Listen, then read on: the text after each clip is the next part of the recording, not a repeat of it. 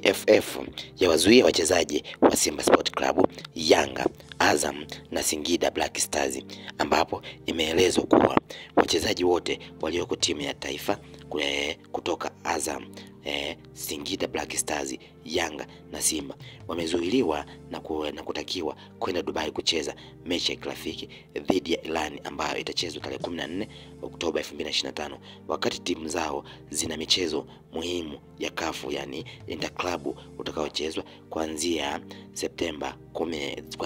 Oktoba 17 mpaka 19 na timu zote zinacheza ugenini.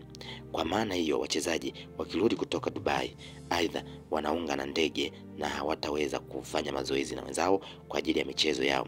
Je, kuna umuhimu gani wa kuwapeleka wachezaji hao wakati kuna wachezaji wengi toka timu zingine? Na pia, je, hii ndio kuonyesha ushirikiano na thamani kwa vilabu vyetu kushiriki mchezo wa kimataifa?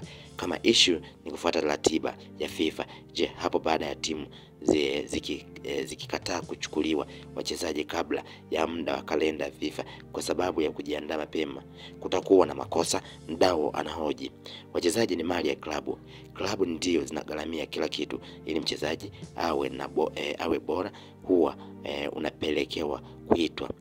NBA kinachokiona katika hii TFF wameshindwa kutumia busara.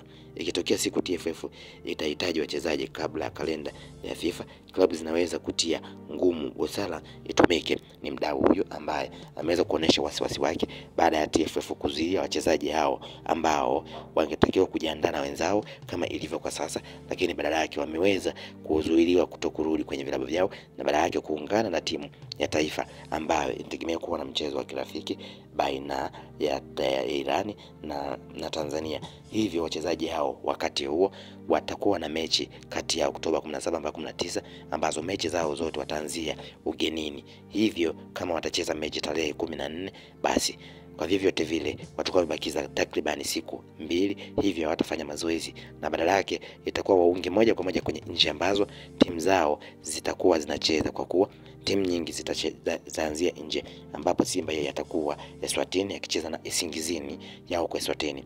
Yanga yeye atakuwa anacheza na timu kutokea Malawi, huku Azam akicheza na KMKM kutokea Zanzibar, na Singida Black Stars atacheza na timu kutokea Burundi. Hivyo wote hao watakuwa ugenini na hakuna ambaye atakuwa nyumbani. Hivi kuna uwezekano wachezaji hao wasishiriki mechi yoyote kwenye mashindano, kwenye michezo ya mtoano ambayo itakuwa ni ya kuania kuingia katika hatua ya makundi, wengine wakiwa wanashiriki kwenye kombe la shirikisho na timu nyingine zikiwa zinashiriki kwenye klabu bingwa barani Afrika, huku Simba na Yanga ni klabu bingwa, Azam na Singida Black Stars watashiriki kombe la shirikisho.